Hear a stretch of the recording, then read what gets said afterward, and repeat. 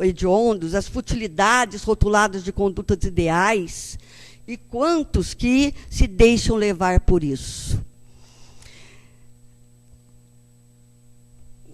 A família desagregada, ela cede lugar a um grupamento de pessoas vinculadas pela consanguinidade e separada pelos sentimentos de amizade, de dever, e se entrega aos demandos da comunicação virtual, fugindo cada vez mais do convívio fraterno em família. Esse fato está se tornando cada vez mais comum e preocupante. Nós percebemos aqui, né, nesta foto, o que acontece realmente em muitas famílias. E quem sabe até em nossos lares, né? É cada um com o seu computador, cada um com o seu celular, e cada um num mundo diferente. Não há tempo para solidariedade nem dentro do lar. Você vai numa festa de aniversário de crianças, as crianças não brincam mais. Quando você percebe, cada uma está numa mesa com o seu celular ou com o seu, que eu nem sei o nome dessas coisas modernas, tablet, e vai lá vendo cada um com joguinho e não brincam mais. Então a gente acha bonitinho no começo. Que gracinha! A criança de 5 anos já sabe achar o joguinho, já sabe fazer isso, mas será que é uma gracinha? Será que ela não está deixando de viver a fase que ela deveria estar? E de quem é a culpa? É dela? Nós temos que pensar muito nisso, né? E devemos estar atentos a esse uso indiscriminado desta tecnologia. Ninguém está falando que a tecnologia não é boa, que isso não traz progresso. Eu, por exemplo, não sou dessa geração. Para mim está mudando, pôr no dedinho aqui, está sendo um sacrifício danado. É a primeira vez que eu estou fazendo isso aqui direto. Então, para mim é sacrificado, porque eu não nasci nessa geração. Mas eu tenho que fazer parte dela. Porque se eu desencarnar e chegar lá, tiver aparelhos que eu sei que tem, né? Se eu tiver a condição de ver um aparelho, pelo menos esse eu sei ligar e desligar. Eu vou ter menos dificuldades, talvez, para aprender coisas, né? Então, a tecnologia é muito boa, mas nós temos que saber como usá-la, né? Não pode ser um uso indiscriminado. A abundância de conforto e diversão para alguns, e escassez absoluta de quase tudo para a maioria das criaturas terrestres. E vendo essas diferenças, tanta violência, tanto sofrimento, tanta dor em nosso mundo, muitas vezes nós nos perguntamos: o mundo está de fato progredindo? A criatura está progredindo? A resposta é clara e precisa. A marcha do progresso é inexorável. O progresso está havendo. E pode até acontecer que essa ordem, né, ser perturbada ou dificultada, essa marcha.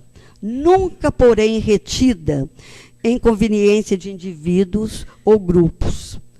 Cada um caminha a seu passo.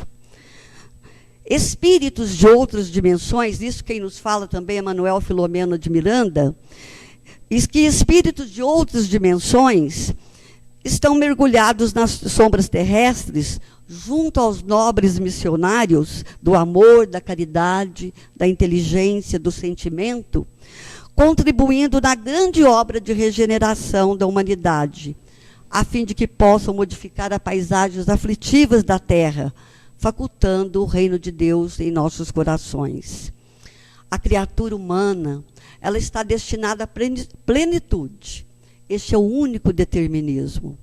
Todos nós estamos determinados à plenitude. Plenitude esta que será conquistada mediante o esforço pessoal, né? E o investimento de lutas, de modo que desabrochem o que de melhor trazem dentro de si.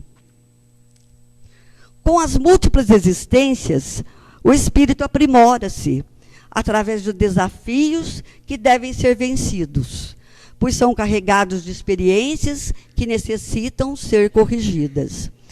Em razão disso, muitos desafios apresentam-se como conflitos existenciais, perturbadores, que enfermam, desorientam, empurram para situações dolorosas, quando não direcionados com sabedoria e enfrentados com amor. Há, sem dúvida, no nosso mundo, excessiva fome de verdade e de buscas honestas, que nem sempre são bem-sucedidas. E que, provocando, às vezes, amarguras e desencantamento. Mas isso não pode nos fazer parar. É necessário persistir nessa busca, visando o nosso aprimoramento espiritual. Esses conflitos existenciais, em grande parte, procedem de reencarnações anteriores, que imprimiram no espírito necessidades, mas também as suas realizações, oferecendo-lhe o avanço progressivo, cada vez que uma etapa do processo de crescimento é vencida. Desse modo, a felicidade no mundo é possível, desde que se empenhe para consegui-la. Ninguém se encontra na Terra exclusivamente para sofrer, mas para criar as condições de saúde real e de alegria plena, e para aprender a amar, como nos disse ontem a nossa companheira Adriana, né? Eu achei muito interessante isso, porque a gente sempre fala que a gente não está aqui só para sofrer, nem numa colônia de férias. Mas essa expressão usada por ela ontem, eu não tinha ouvido ainda. Eu achei muito interessante. Nós estamos, sim, realmente esse é o nosso objetivo, aprender a amar. E o primeiro passo para a gente conseguir isso é fazermos uma viagem no nosso eu profundo, de uma viagem do autoconhecimento, que essa viagem nos levará ao conhecimento real de nosso caráter, da nossa personalidade, de todos dos sentimentos que agasalhamos dentro da alma e do coração. Sabemos que estamos caminhando, trazendo muitas coisas que podemos deixar pelos caminhos da terra, até que consigamos a plenitude. Sem esta viagem interior, com esses permanentes bloqueios, esses conflitos existenciais, não reconheceremos nossas falhas, nossas neuroses, nossos traumas, transferindo para o exterior tudo que sofremos. Quer dizer, quem tem culpa do que eu sofro é a sociedade. Quem tem culpa do que eu sofro é a família. É aquele que está ao meu lado. E nós não percebemos que o que sofremos é porque buscamos. O que sofremos é porque merecemos, né? Então, e assim só assim nós vamos conseguir obter a nossa libertação, através dessa busca interior. E ontem as meninas falaram também sobre isso, né? Joana de Ângeles, Espírito, na sua obra Entrega-te a Deus, também psicografia de Divaldo Pereira Franco, nos diz que, para que o indivíduo descubra o significado existencial que lhe diz respeito, é indispensável que se permita a reflexão ao hábito saudável da concentração e da prece, criando condições propiciatórias para a viagem interior, onde se encontra registrado os prejuízos e as conquistas morais dessa longa jornada, dessa longa viagem evolutiva. O Espiritismo, em seu tríplice aspecto, filosofia, ciência e religião, vem demonstrando a necessidade da autoconsciência e esclarecendo que a vida física é uma experiência educacional no processo de iluminação sempre crescente. A partir desse entendimento, nós podemos analisar os vícios que nos levam a tantos conflitos existenciais, mas antes vamos ver como o Hamed, espírito, no seu livro Renovando Atitudes, psicografia de Francisco Espírito Santo, nos define vícios e viciados. Para Hamed, vícios são dependências vigorosas e profundas de uma pessoa que se encontra sob o controle de outra pessoa ou de determinadas coisas. Devem ser interpretados como atitude mental que nos leva compulsoriamente na dependência de pessoas ou substâncias. Segundo Hamed, o vício pode ser considerado um erro de cálculo na procura da paz e serenidade. Eu achei muito interessante também essa afirmativa de Hamed, porque ele fala que porque todos nós queremos ser felizes, seja quem for, e ninguém conscientemente busca de propósito viver com desprazer, aflições e infelicidade. Então, agora, depois dessas nossas anotações, nós vamos abordar alguns vícios físicos e morais que nos levam aos conflitos presentes em nossas vidas na atualidade.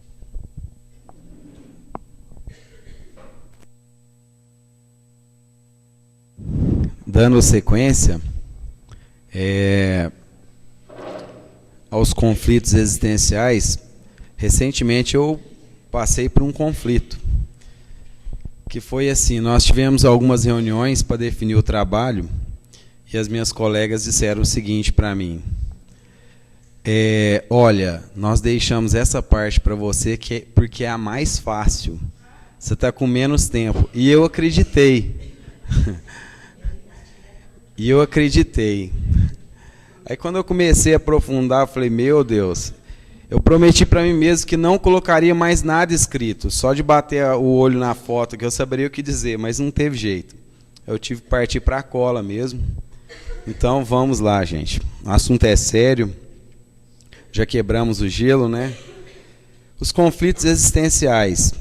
Como a Eunice já disse, a marcha do progresso ela é implacável. A gente pode até querer atrasar um pouco, mas não tem jeito, né? A gente não consegue parar essa marcha. Então, nós sabemos também que nós estamos destinados à nossa plenitude, à angelitude, e para a gente conquistar a felicidade, a gente tem que trabalhar muito, né? A gente tem que se reprogramar. Antigamente se acreditava que a gente vinha para a Terra aqui como uma folha de papel em branco, né? Que a gente teria que escrever a nossa história. Realmente, a gente tem que escrever a nossa história, mas a visão espírita ela vem para elucidar esse fato, essa questão, na verdade. Que, na verdade, o que ocorre, a única coisa que explica toda a dinâmica do universo é a reencarnação. Como é que eu poderia olhar para um colega meu que nasce com algum problema físico, que Deus é esse poderoso, justo, que dá uma oportunidade para mim de perfeição física, e para o outro não, né? E uma só vida. Imagina, que justiça é essa, né? E nós sabemos também que todo processo aflitivo, nele existe uma herança psicológica aí, de outra existência.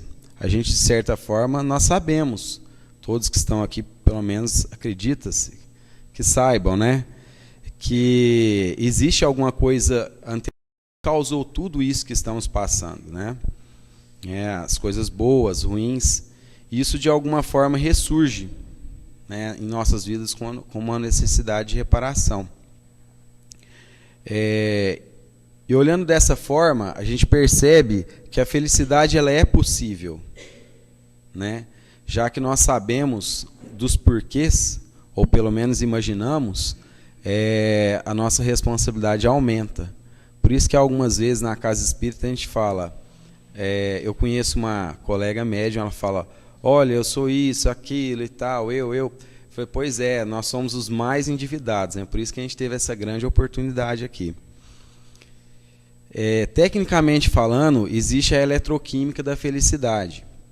Por que a eletroquímica? Se a gente for analisar o funcionamento do cérebro, do nosso corpo também, já que o cérebro comanda tudo, quimicamente a gente pode ser feliz, a gente tem a sensação de felicidade, né? A gente libera alguns neurotransmissores, dopamina, noradrenalina, enfim, e a gente se sente bem, extasiado.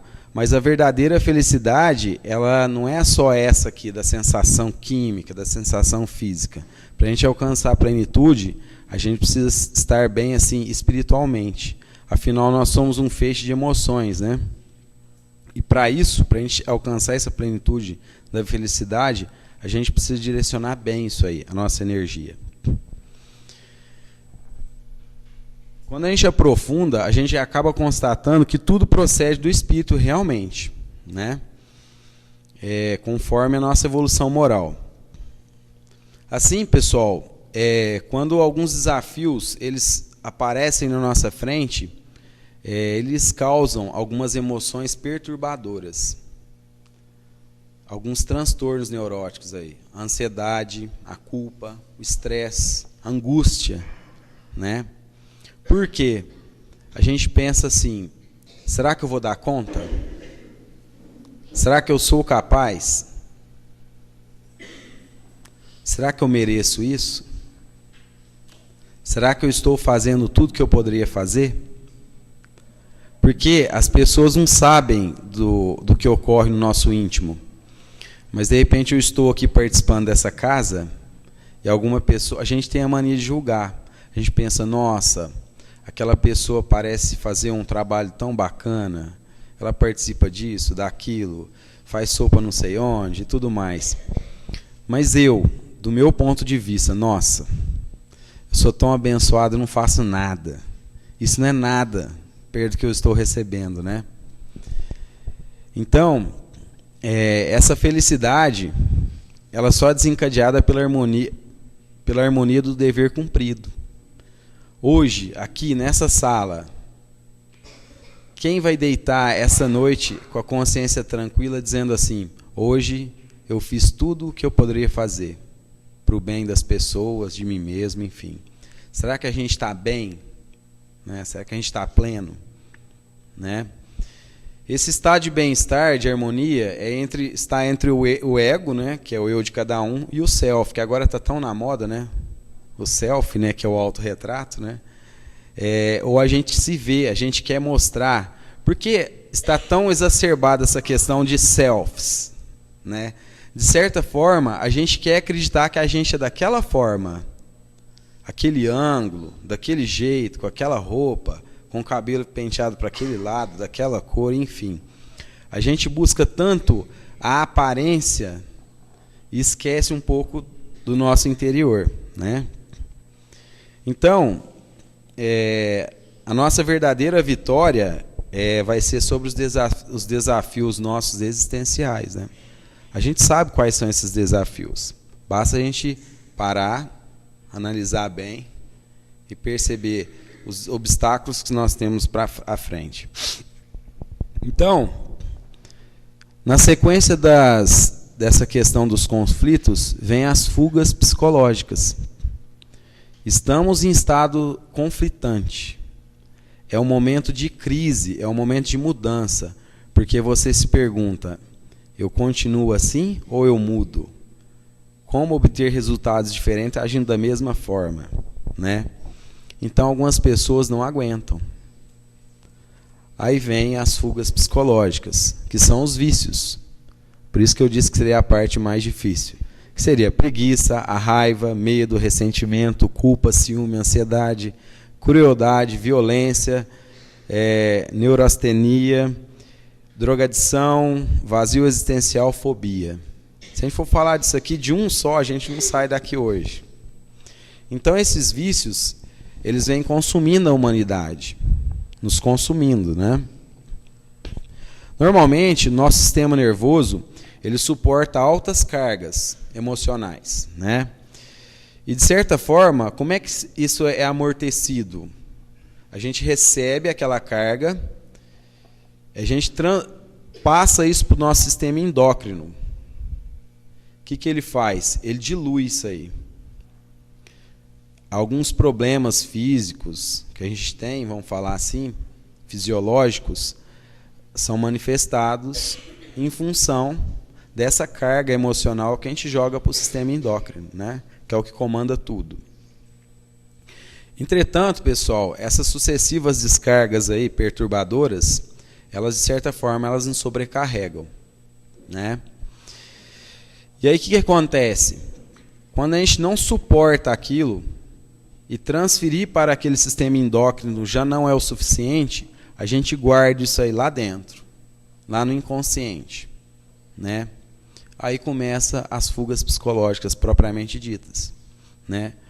Ocorre os bloqueios na mente para situações críticas. Aquelas pessoas, quando você vai falar um problema, ela, pelo amor de Deus, pessoa, não me fala mais isso, né? Algumas pessoas fazem assim, cada um reage de um jeito.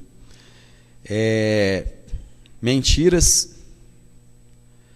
A mentira começa lá na infância, né? Isso faz parte. Mas qual que é o papel dos pais? Explicar que a mentira não é saudável. E às vezes os pais punem de forma muito severa a criança. Ao invés dela se corrigir, ela fica anestesiada. Aquela bronca do pai já não serve mais. Ela apanha e não aprende. Então a gente leva isso para a fase adulta. E a gente passa a evitar algumas responsabilidades e deveres, né, que parecem para nós insuportáveis. E essa fuga, ela nos conduz a uma comodidade falsa. A gente acha que está bem, né?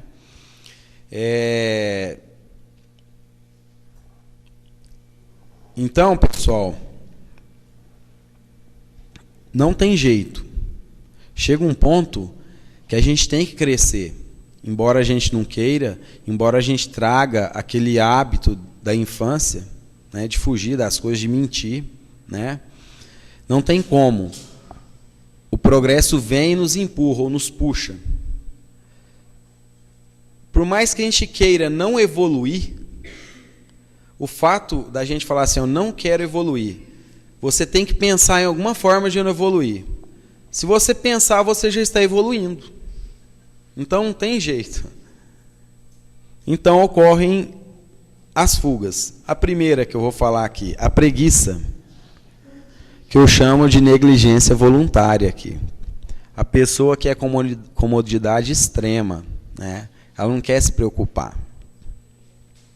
É uma propensão à inatividade para não trabalhar, caracterizada como negligência, moleza, negação às atitudes indispensáveis para o progresso, transforma-se em mecanismos de autodestruição. Quando a gente não se aceita, né? É por isso que algumas pessoas tentam fazer plásticas e tudo mais, né? É uma forma de não se aceitar. A gente perde o entusiasmo pela vida, a gente não vê as conquistas.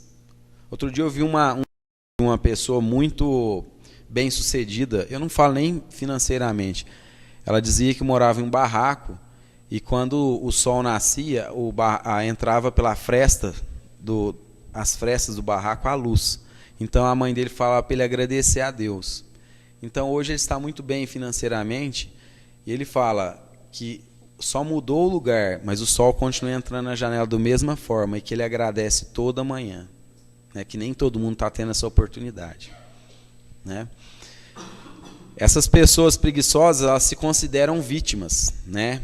Então elas passam a usar inveja, acusar o próximo, né? Por que elas se consideram vítimas? Eu considero que todo consenso é burro, e permito usar essa palavra vulgar, porque onde há um consenso, certamente a evolução será mais lenta. Quando existe alguém que é discordante, é divergente, a coisa acontece mais rápido, é mais dinâmico. Porque se todo mundo, eu prefiro comer isso. Se todo mundo quiser a mesma coisa, olha que mesmice que é essa, né? Esse comportamento da preguiça também, às vezes é o fruto de alguma injustificada decepção. Algumas pessoas, elas se veem maior do que realmente elas são, né? Muitos de nós, né? A gente se vê maior e a gente não é daquele tamanho. Então a gente se julga superior, né? E quando aquelas pessoas que convivem com a gente, elas não confirmam isso, ou não se submetem aos nossos caprichos, a gente prefere ficar na preguiça. Bom, eles não aceitaram a minha opinião, então eu vou ficar quieto. Aí é a negligência voluntária. Tá vendo que o carro vai cair no buraco? Deixa. Não me aceitaram a minha opinião, né? Do ponto de vista espiritual, o paciente preguiçoso, ele está num estágio primário ainda de evolução, né? Porque diante das dificuldades ele recua e acusa os outros, né? E essa preguiça acaba levando a um quadro de depressão. De certa forma, como a gente sabe, assim, por uma questão até de observação, o preguiçoso ele acaba se tornando um fardo para a família, né? Ele é um fardo até para a sociedade. Isso aí leva ele às enfermidades. Porque da mesma forma que o nosso sistema imunológico precisa que as células se agitem para se multiplicarem de forma saudável, nós precisamos de agitação, dinamismo, né, para viver. Os preguiçosos geralmente fogem daqueles que querem ajudá-lo, e eles dizem essa frase que é muito comum. Você não sabe o que eu sinto e certamente não acredita no que se passa no meu íntimo. Pensa que eu estou fingindo, né? De um modo geral, todos falam assim, né? E assim, dessa forma, como nós estudamos aqui, nós temos os chakras, que têm uma velocidade, uma cor, uma função. As entidades, vamos falar, infelizes, acabam utilizando aquelas energias e vampirizando aquelas pessoas preguiçosas. Vamos falar também, pessoal, do vazio existencial. Aí tem uma figura engraçada, que a senhora fala: desculpe, doutor, mas onde se injeta colágeno para preencher meu vazio existencial? Hoje está bem por aí mesmo, né, gente? Qual que é a origem disso? É a perda do sentido da vida, né? Falta de educação na conduta, perante essas nossas experiências evolutivas. A gente tem mais necessidade material, de realização material, do que afetiva. A gente dá mais valor ao ter do que ser, né? Nós perdemos a nossa identidade quando estamos assim no vazio existencial. Nessa atualidade que vivemos, o sexo ele constitui um paradigma de comportamento essencial. Algumas pessoas buscam na quantidade a satisfação, né? Como quando nós sabemos que o ideal seria a qualidade, né? Nós, de certa forma, também, as pessoas com vazio existencial, elas têm pressa em ser felizes. Elas são ansiosas, né? Querem sempre mais, né? Então, quando nós perdemos a personalidade e o self, que é nosso autorretrato, né? Aí nós temos uma necessidade, aumenta-se uma necessidade de esconder o sentimento. E, em contrapartida, a gente tem uma necessidade maior de exibir a aparência. Ter um carro melhor, arrumar o cabelo tantas vezes por semana, comprar tal roupa, tal sapato. A gente não preocupa em fazer nada de bom, só na aparência. Como diz um palestrante conhecido aí, ele fala uma frase engraçada que ele diz assim: tem gente que compra o que não precisa com dinheiro que não tem para fazer graça para quem não gosta. Não é assim? É dessa forma que algumas pessoas vivem, né? E esse excesso de tempo que nós temos, embora nós reclamemos do tempo, nós temos excesso de tempo. O problema é que a gente, na linguagem vulgar, a gente busca sarna para se coçar. A gente está com o celular o tempo todo na mão, como já foi dito pela Eunice. Então, a gente se preocupa muito com coisas fúteis, né? E aí a gente perde horas intermináveis na internet. A gente entra lá falando que vai olhar um e-mail, daqui 2 horas a gente está lá olhando isso, não sei o quê, um site de não sei o quê, Facebook, né? E a gente, essa experiência, né? Ela de certa forma, ela cria uma necessidade da gente ficar atrás da tela de um computador, procurando aí seres perfeitos, né, incorruptíveis e maravilhosos. E a vida não é assim. Nós viemos aqui, de certa forma, para sofrer. Para a gente aprender com o sofrimento. Né? E após essa frase de deslumbramento, a gente constata aí o nosso equívoco. Né? Como quando a pessoa envereda para o lado da droga. Né? Aí a gente começa, graças à nossa imaginação fértil, a arquitetar alguma fuga. Mais uma fuga. Então, algumas pessoas, diante dessa situação, fazem festas volumosas, né? Eventos enormes, e na tentativa inútil de preencher essa lacuna, esse vazio existencial. Aquela coisa exacerbada, aquela festa maravilhosa. No outro dia, quando olha, o som já desligou, está lá o chão para limpar, a casa, enfim. Aí a pessoa volta na realidade. Então, pessoal, a gente acaba não se adaptando à nova realidade.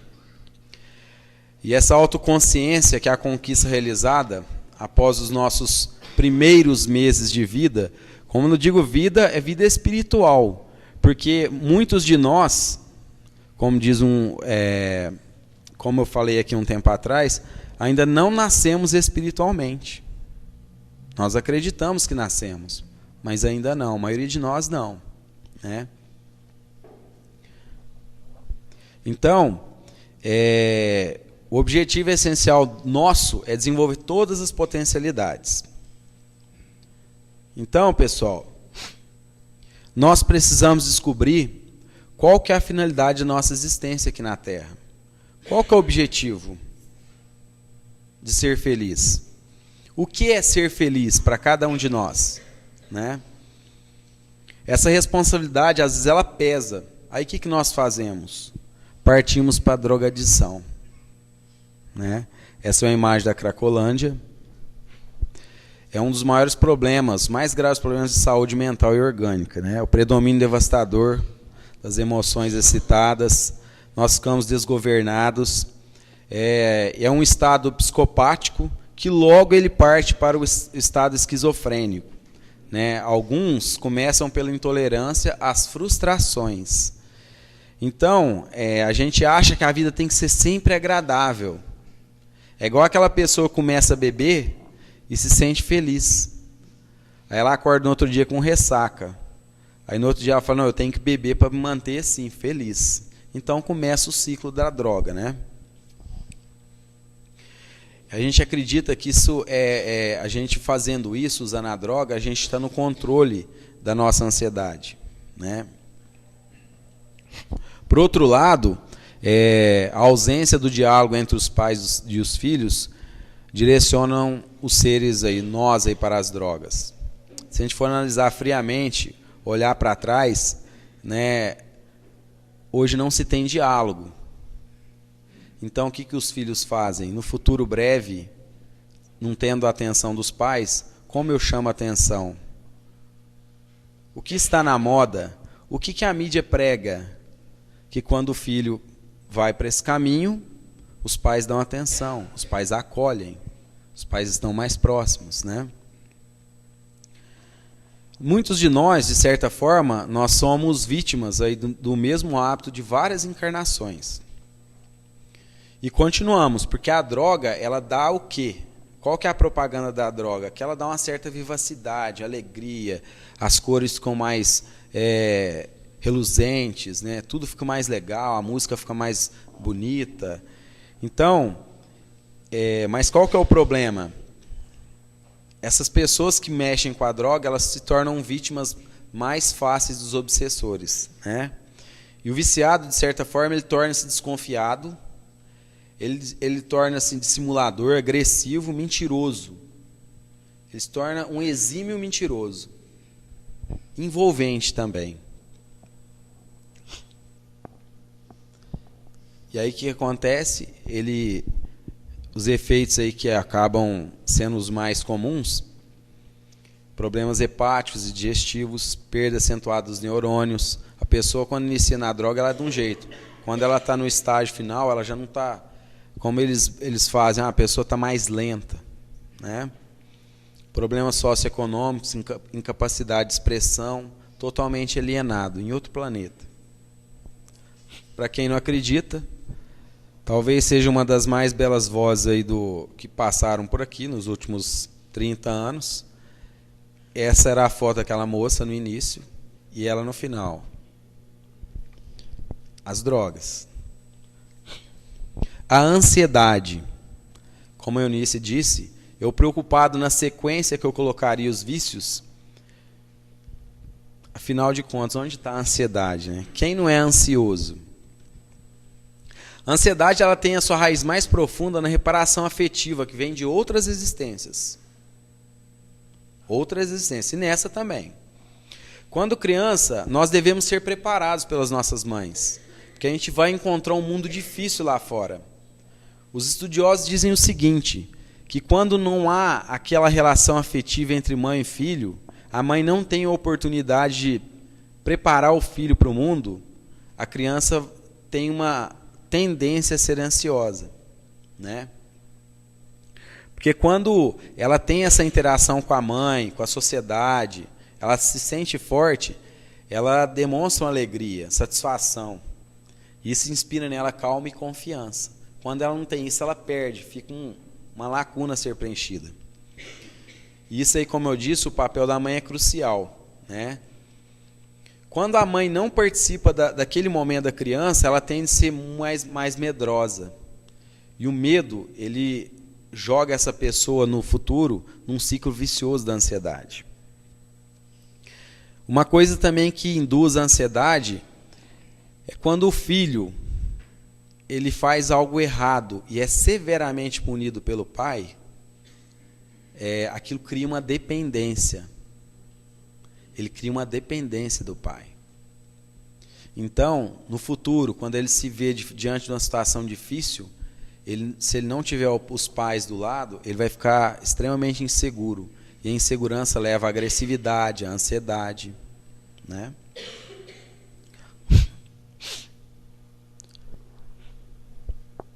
A incapacidade, pessoal, a ansiedade ela nos leva à incapacidade de uma ação equilibrada. E dessa forma nós não desenvolvemos nossos valores éticos e morais. Ou então desenvolvemos menos que deveríamos, né? Então, nós sentimos as necessidades de preencher as colunas de tempo, mesmo com atividades desconexas. O que é muito comum no ansioso? Aquele ansioso extremo mesmo. Ele faz algo, mas não sabe por que está fazendo. Ele faz no automatismo. Ele não faz algo para elevar. Ele faz algo para tomar o tempo dele, para passar o tempo. E aí, nos momentos de crise, dificuldade, eles se tornam mais agressivos, exigentes e preconceituosos. Algumas situações que geram ansiedade, por exemplo, estávamos conversando antes aqui. A ansiedade, a maioria dos especialistas falam que é a pessoa quando vive no futuro. Mas ela tem uma relação com o passado, como eu disse, em relação à criação da mãe, do pai, enfim. Mas uma coisa interessante. Nós, de certa forma, nós precisamos ressignificar nosso passado. O que eu quero dizer com ressignificar? Passamos por N situações difíceis. Nós já paramos para pensar o porquê que nós passamos por aquilo? Nós refletimos, né? Muitos de nós não. Então, por exemplo, imagine aqueles armários de correio. Vocês já viram aqueles armários cheios de gavetinha? São várias gavetas. Quando a gente se propõe a fazer alguma atividade e não completa ela 100%, é como se na nossa mente aquelas gavetas estivessem abertas, algumas. Então a pessoa está no presente, preocupada com o futuro, olhando para trás e falando, olha, tem 3 gavetinhas daquela lá que eu não fechei. E aquilo ali é um inferno astral, é uma tormenta. A pessoa não consegue fechar nada na vida dela. Ela vive na síndrome dos 98%. Então, para a gente lidar com o futuro, o nosso cérebro ele usa uma ferramenta que nós conhecemos bem, que é a imaginação, que é a capacidade de criar imagens, né? O problema é que a gente olha para o futuro de forma negativa, né? Quando a gente olha de forma negativa, que os coachings aí presentes falam, é o pre-play negativo. A gente olha para o futuro de forma negativa. Isso é uma usina de ansiedade, né? Mas quando a gente olha para o futuro de forma positiva, mentalizando, plasmando algo bom, isso é uma usina de fé. Por isso que a gente deve ressignificar o passado. E nós sabemos qual que é a diferença entre a vista e a visão? A vista é a função dos olhos. A visão é a função do coração. A vista te mostra o que é. A visão te mostra o que será, né? A vista se limita à capacidade dos olhos e a visão se limita pelo coração. E essa deficiência entre a gente saber o que é a vista e o que é a visão nos leva à ansiedade também. A violência, né? Ela tem suas bases na impaciência, na intolerância e na insegurança. É a nossa evolução. Em nossa evolução nós passamos por várias fases. E nessas fases, nesses estágios, elas são marcadas por um comportamento instintivo de sobrevivência, né? Desde o início das eras. E nós conservamos alguns hábitos automáticos e às vezes até violentos. Paixões vigorosas de um caráter competitivo. Somos competitivos, defensivos e agressivos, né? Fatores como discriminação, diferenças sociais e econômicas geram revolta, né? Isso aí acaba funcionando como um pavio. A mídia expõe lá o rapaz num carro 0 km, fazendo de tudo, e uma pessoa sem condição vê aquilo, o que gera nela? Revolta. E a revolta leva à violência, né? O cinismo é uma das características primárias da pessoa violenta, né? E a violência é um comportamento intencional, né, de intimidação ou moral a uma pessoa ou um ser. Ela difere de que maneira? Entre a física, psicológica, verbal, sexual, negligência e omissão. Por exemplo, a palavra bullying, né, como a gente brincava, um amigo meu lá de Minas, que ele dizia assim, que bullying não era nada de inglês. Ele falava que bullying é porque a pessoa está bullying com a outra, né? Mas o bullying, a palavra, se dividindo ela em duas, o bullying significa em inglês valentão, né? É o conceito de agressões que acontecem com frequência e sem motivo. O bullying mais comum hoje, que são divididos em 3 categorias, é o verbal, social, que seria a exclusão, e o cyberbullying, que está muito na moda, aí que todo mundo já sabe, né? Expor as pessoas aí na internet e tudo mais. E em todos esses tipos de bullying, ocorre algo em comum, que é o dolo, a má intenção. E uma coisa que gera em nós, após a violência, o bullying, a culpa. Essa é difícil demais. Essa a gente nem precisa estudar muito. A gente sente ela todo dia. De uma forma inconsciente ou de forma consciente. Às vezes usei de uma força desmedida para uma situação tão simples. A gente se cobra muito, né? Existem 2 causas psicológicas. A sombra escura do passado, que nós já sabemos qual que é a causa. A consciência, né? Que nós sentimos aí todos os males que nós já fizemos. A gente percebe, fica na gente. De agora ou até da infância. A gente lembra de coisas do passado. A culpa é o resultado da raiva que alguém sente contra si mesmo. Nós sentimos raiva da gente.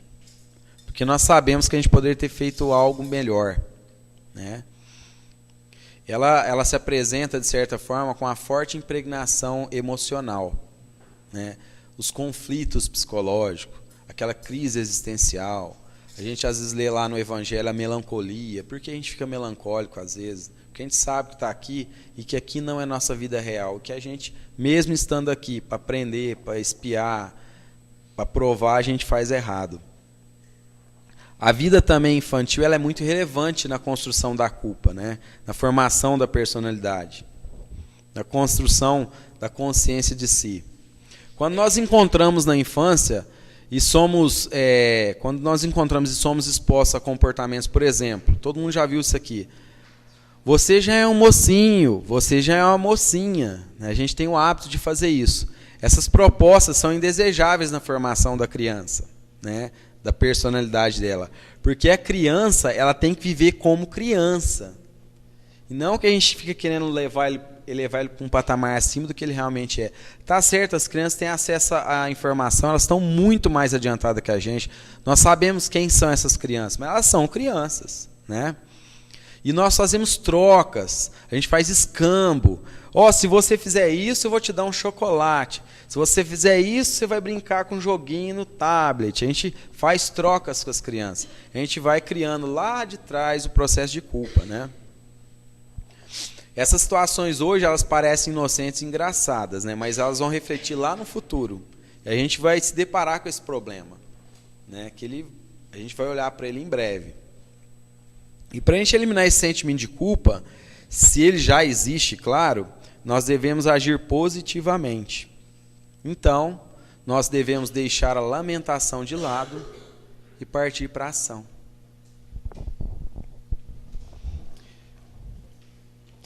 Uma questão do erro, que a gente dá culpa, que a gente identifica o nosso erro também, pessoal. A gente identifica o erro, mas nós precisamos de algo que é muito difícil para a gente, que é a coragem. A coragem de deixar o orgulho de lado e fazer diferente, e agir. Boa noite, pessoal. Como diz a propaganda do Poço Ipiranga, não está fácil não, né, companheiro? Nós vamos falar agora de uma parte que, na verdade, são as terapias, né, que são sugeridas aí para se tratar dos vícios, os conflitos.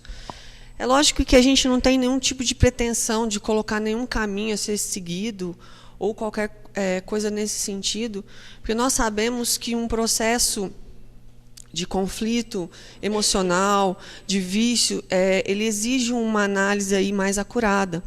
Mas, como o Thales falou, a dona Eunice, tem algumas ações, tem algumas terapias que nós podemos fazer e que podem soar para nós, podem trabalhar em nós e naqueles com quem nós convivemos de forma preventiva, né? Então, a primeira delas é a ação, que é a palavra de ordem de todo o universo, né? O relógio da evolução aí está correndo e nós estamos ficando para trás, né? E num processo de terapia, a ação, o agir, o se autodescobrir das suas necessidades para se autocurar, né, para se automodificar, é essencial. De braços cruzados, não há terapia, não há transformação. Né? Por quê? Porque é através da ação que nós nos reconhecemos. Quando nós nos reconhecemos úteis, né, nós conseguimos trabalhar em nós aquilo que nós necessitamos. Né? Então, a ação é primordial. Compreensão e aceitação da própria fraqueza para que possa a criatura libertar-se da dolorosa injunção. Né? Então, nós temos que olhar para nós mesmos. Eu disse que esse estudo foi o que eu mais sofri. Eu chorei todos os dias que eu fiz esse estudo. Porque a gente, às vezes, procura algumas respostas, né, que no dia a dia, na correria do dia a dia, a gente não tem. Então, se essa jornada não valer para ninguém, ela já valeu para a minha existência. Né? Porque eu obtive algumas respostas e eu tive que reconhecer. E quando você se auto-reconhece naquilo que você está fazendo de desnecessário ou de improdutivo para a sua existência, você tem condições de identificar o que você precisa fazer para mudar tudo aquilo ali. E aonde você quer chegar. E você consegue estabelecer metas para chegar nisso. Né? Então, esse auto-reconhecimento, né, esse buscar e aceitar, compreender e aceitar é essencial nessa busca. Né? Força de vontade e autodisciplina. Negocinho difícil, hein? Fala a verdade. Disciplina da vontade. Então, nós vamos lá, nós estabelecemos metas, a gente fala, não, eu preciso mudar nisso. Tá, e na primeira dificuldade, eu deixo tudo para trás. Né? Por quê? Porque nós não temos força de vontade. nós não temos a disciplina, né, para seguir adiante. E a disciplina da vontade, ela é baseada, né, nesses 3 conceitos. A paciência. Então, nós vamos descobrir que nenhum trabalho ele começa e termina de imediato. Né? Então, existe todo um tempo para que aquele trabalho possa ser concluído. Não há saltos quânticos. Né? Se nós queremos nos transformar é lentamente, dia a dia, com paciência, para esperar todo aquele processo de amadurecimento. Né? A perseverança, que é o sentimento que vai nos fazer insistir. Né? Quando nós cairmos, né, quando nós falharmos, é a perseverança que vai nos dar a força para insistir, para falar, não, eu sou capaz. Né? Eu coloquei essa meta aqui, eu vou seguir. É isso que eu preciso fazer? É esse conflito que eu tenho? É esse vício? Né? E aí a gente pode tratar os vícios aí do menor, né? Do menor vício, de falar dos outros, né? Ou da preguiça, ou até os mais prejudiciais. Por isso que eu falei que tudo isso que está sendo falado, às vezes a gente faz uma abordagem mais crítica, mas é para o nosso dia a dia, é para nós. Né? É a perseverança que vai fazer, então, a gente insistir naquilo que nós nos propomos. E aí, com a paciência, a perseverança, nós vamos perceber que nós somos capazes. E aí nasce a autoconfiança. Tá? Então, disciplina, autodisciplina é essencial. Num processo também de terapia, nós temos que colocar isso, né? O ser real é constituído de corpo, mente e espírito. Né? Então, todo o tratamento psicológico de sucesso, ele visa esses 3 aspectos. Né? Então, nós temos que tratar o corpo, e ninguém não é necessário. Né? Nós temos que trabalhar a mente, e para aí estão aí todos os profissionais, né, que são aí estudiosos da mente, que vão trazer para a gente, principalmente para os casos mais extremos, né, de vícios, os caminhos necessários, né, para que a gente faça essa autoanálise, porque às vezes a pessoa não tem condições de se autoanalisar. Às vezes sim, mas às vezes ela não tem condição mínima de nada. Né? Ela nem se reconhece enquanto ser mais.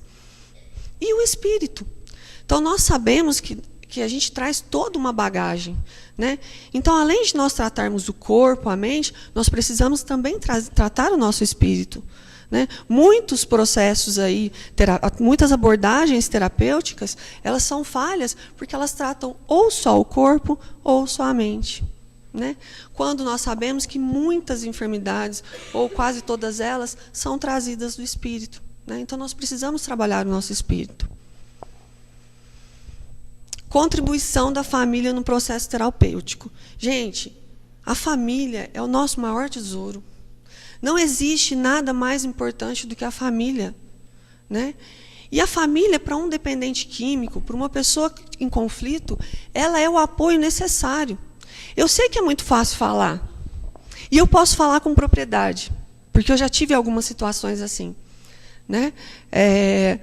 A família, eu posso falar com propriedade porque a gente cansa.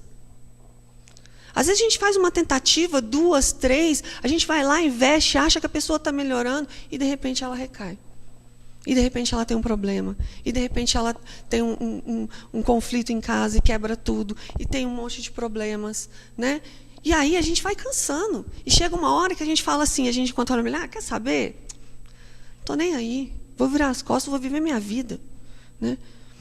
Mas nós sabemos também que ninguém tem encontro marcado aqui nesse planeta por acaso.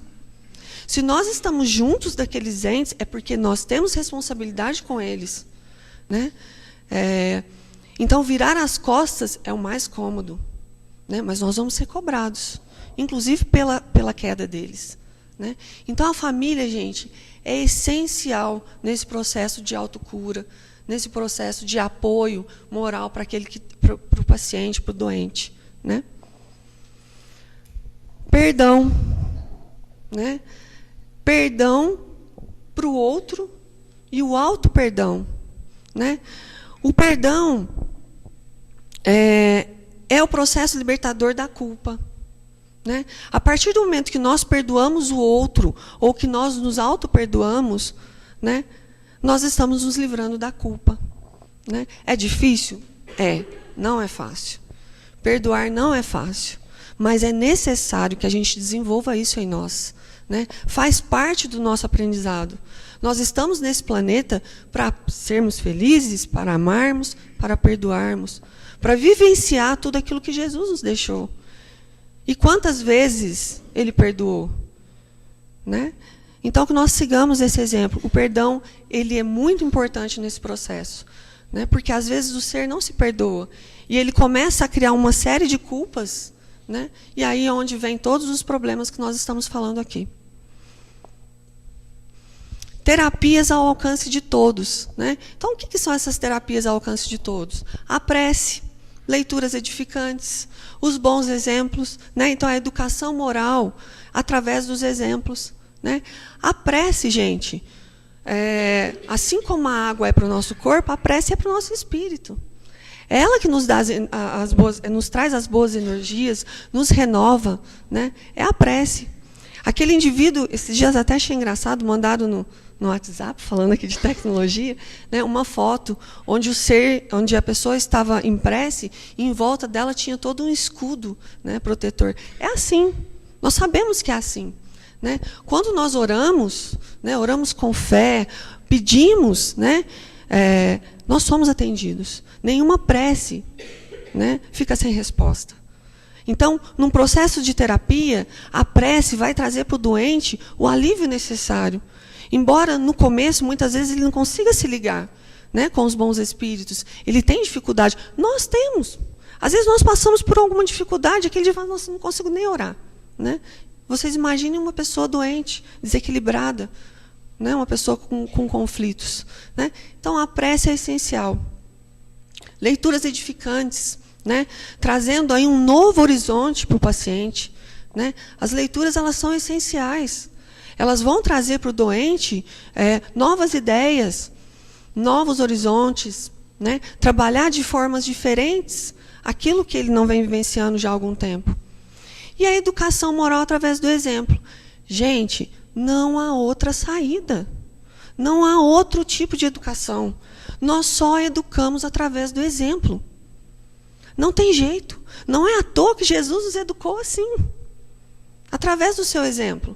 Né? É isso que ele nos deixou. Então não adianta você falar para a criança, não faça isso, mas se você faz, ela vai repetir exatamente o que você está fazendo. Né? Então, essas terapias estão ao alcance de todos nós, porque nós também temos os nossos conflitos. Né? Todos nós temos, em menor ou maior grau, mas todos nós temos os nossos conflitos. Nossa, que sede.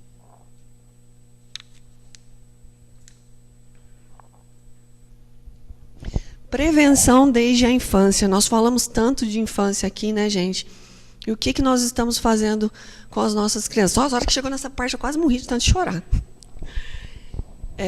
Porque a gente percebe que, por mais que a gente faça, a gente ainda deixa muito a desejar. Né? Não no sentido de material, no sentido moral mesmo. No sentido de parar ali, de mexer no celular e falar assim, filho, o que foi? O que está acontecendo? Vamos conversar. Né? E não existe outro método melhor e mais eficaz para se evitar todos esses conflitos e vícios do que nós falamos aqui, do que a prevenção desde a infância. Né? Então, o diálogo aberto, os olhos nos olhos, né? O carinho de pai e de mãe, o acolher, né? Para que a gente acolha aqui e não o traficante lá na rua. Né? Então, o que nós estamos fazendo? A gente corre tanto, a gente vive tanto, a gente trabalha tanto, a gente estuda tanto, mas e aí? E as nossas responsabilidades, né? Lá dentro do nosso lar? Então, nós temos que prevenir. Né? E uma coisa que é muito interessante, que a Joana nos fala, é que assim, nós trazemos, sim, a nossa bagagem do nosso espírito, mas muitos conflitos, muitos vícios nascem na infância. Né? Nascem na infância. E vão refletir lá na vida adulta. Né? Por quê? Pela má educação, né? Pelos pais violentos, né? Pela negatividade, por tudo isso que às vezes a gente leva para o ambiente da criança, né? Então é muito importante, né? É muito importante. Talvez a gente não possa fazer muito por aqueles que já estão, porque depende muito mais deles do que de nós. Mas por aqueles que ainda não entraram, nós temos o nosso dever, né? Nós temos a nossa parcela. Somos responsáveis, como a dona Eunice falou, até pelo movimento das placas tectônicas, né? Que dirá por uma criança que está do nosso lado, né? Então, a prevenção é muito importante. E a terapia do amor, né? Não é à toa que Jesus deixou para nós o seu maior legado é o amor, né? Então, nós estamos aqui nesse planeta, sim, para aprender a amar, né? Às vezes a gente fala assim, nós estamos aqui para ser felizes. Não, nós não estamos aqui para ser felizes. Porque muitas vezes a gente sai muito melhor de um processo de infelicidade do que de felicidade, né? Então, nós temos que compreender esses momentos, né? Aprender, compreender e aprender a amar. Então, o amor é a essência divina porque nasce na excelsa paternidade de Deus. Emanação sublime, encontra-se in situ no hálito da vida, quando o psiquismo, em forma primitiva, mergulha na aglutinação molecular, dando início ao grandioso processo da evolução, né? Então, desde a menor célula, o amor está presente, né? Por quê? Porque o amor é a essência divina, né? Então, nós temos amor em nós. Agora, como aprender a amar? Né? Que processo que é esse que nós temos que descobrir, que nós temos que aprender a chegar lá, né?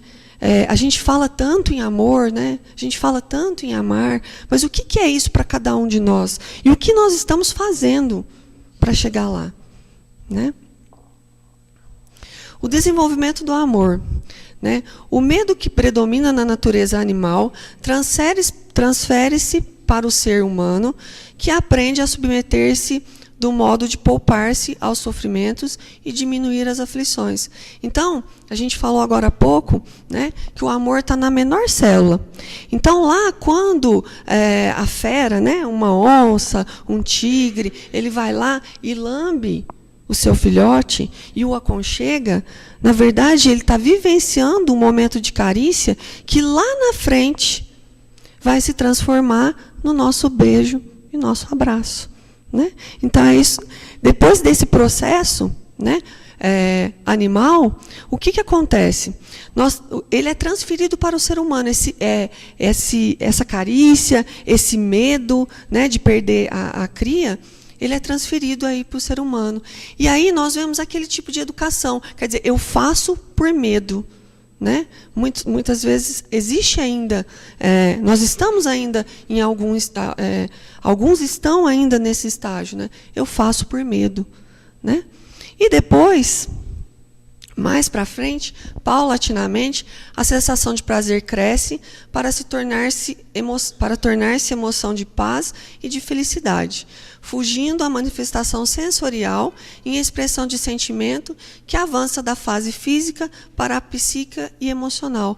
Nessa fase, né, nós já aprendemos, né, nós já temos a sensação de prazer, né, só que nós ainda temos um sentimento de egoísmo, nós temos um sentimento de posse, né, então o outro é meu, né, existe aí, nessa fase, muito a preponderância do ciúme, né? E aí depois, somente após descobrir que a vida é portadora de muitos milagres, de doação, em todos os aspectos em que se apresente, o ser, deixando de ter necessidade de receber para poder doar emocionalmente, identificando a excelência do ato de amor sem restrições e sem exigências, né? Aí, de fato, nós aprendemos a amar. E aí o amor que mais se aproxima, né, no nosso estágio aqui, é o amor materno. Não gosto que fala só materno, paterno também, tadinhos, né? Então, é o amor dos pais, né, que muitas vezes nós amamos mesmo, nós deixamos as nossas vidas, né, nós abrimos mão de tudo, né, para se dedicar a eles, né? Então, talvez é o que mais se aproxima, é o exemplo que mais se aproxima aí do amor puro. Opa! O amor é a mais elevada e digna realização do ser, que se identifica plenamente com os valores da vida, passando a expandir-se em formas de edificação em todas as partes, né? O amor, gente, quando ele é colocado em primeira instância em nossa vida, nós não pensamos, nós agimos. Nós agimos com amor, porque ele é o primeiro ato em nossas vidas, né? Então, a gente não pensa assim, mas será que eu faço? Não, eu já fiz. Pelo bem do outro, né? É automático isso já, porque está dentro de mim, né? Os processos educativos castradores, né? Muito punitivos, às vezes faz com que a criança, como eu já falei, desenvolva aí alguns vícios e alguns conflitos que lá na frente, né, vão aparecer. E aí ela inibe a criança no seu ato de amar, né? Então, às vezes, a criança se torna egoísta, e às vezes eles são mesmo, né? A gente tem que ver que às vezes eles são mesmo. Mas a criança se torna egoísta, ela se torna mentirosa, né? Ela vai achando recursos, né, para trabalhar aquele medo. Né? Por quê? Porque os pais não permitem que ela seja ela mesma. Né? Então, nós devemos permitir que eles sejam eles mesmos. E trabalhar neles, como trabalhar em nós, aquilo que é necessário que seja feita a corrigenda. O amor resulta de um estado de amadurecimento psicológico do ser humano, que deve treinar as emoções, partilhando os sentimentos com tudo e com todos, né? Aí é no seu estágio já de amadurecimento psicológico, espiritual. Somente é capaz de amar a outrem aquele que se ama, né? Então é o auto-amor. Primeiro eu preciso me amar, preciso me respeitar, é o auto-amor, o auto-respeito, né? Preciso confiar em mim, nas minhas possibilidades, para que depois eu busque isso no outro. A gente faz o contrário, né? A gente busca no outro aquilo que a gente gostaria de ter na gente, né? E aí a gente não ama nem a Deus. A gente fala, eu amo Deus. Não, você não ama nem você. Quanto mais o outro, quanto mais a Deus, né? Que você muitas vezes se sente tão longe, né? Então, o ato de amar a si mesmo é primordial num processo de terapia. Né? E aí nós vamos ver pessoas que desistem de viver, né? Que deixam tudo para trás, né? Que se sujeitam a viver nas ruas, né? E tudo mais. E aí? Né? Essas pessoas, muitas vezes, elas nem se identificam mais como ser. Então, o auto-amor é muito importante. É preciso que a gente se ame. Né? Aquele acordar, eu até brinco, tem um rapaz que trabalha comigo e fala assim, a gente tem que acordar e falar, nossa, como eu sou lindo, como eu sou maravilhoso, hoje eu vou ter um dia maravilhoso, né? A gente não faz isso, né? Geralmente a gente passa até torto no espelho, né? Tamanha correria. Mas é preciso que a gente se olhe, né? É preciso que a gente se ame. O amor, ele deve ser espontâneo, é uma conquista, né? O amor, ele não pode ser acidental ou biológico, né? Então, muitas vezes a gente fala assim, mas o outro tem que me amar, porque eu já fiz isso e aquilo por ele. Né? Isso não é amor, isso é gratidão. Né? Isso não é amor. Então, o amor está além disso. Né? O amor é conquista. Né? Nós temos que conquistar no outro, fazer com que o outro veja em nós a possibilidade do amor. Para que haja ternura no relacionamento, é necessário que existam as forças morais para superarem as dificuldades. Né?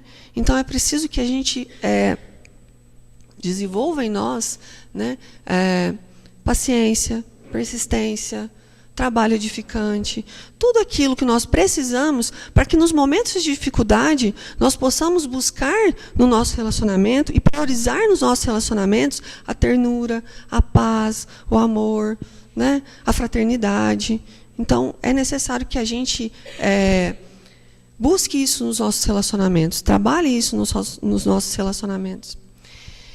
E assim, conduzindo-se o ser humano desta forma, ele passa a amar a Deus na plenitude da vida, que descobre rica de bênçãos em toda a parte. né? Então, conduzindo-se dessa forma, né, buscando aí essa autoanálise, buscando trabalhar essas dificuldades, descobrindo em si as possibilidades de renovação, de transformação, e descobrindo o amor, então nós vamos estar mais próximos de Deus.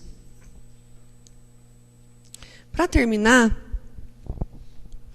eu gostaria de dizer assim, que nós falamos aqui de amor, falamos de terapias, falamos de tanta coisa, e quando a gente olha para a gente, quando a gente olha para o ser, e a gente busca um ato de amor, e aí vocês vão concordar comigo, então quando você vê uma pessoa fragilizada, alguém que você gosta, né, o primeiro ato que você tem é de querer abraçar essa pessoa, não é?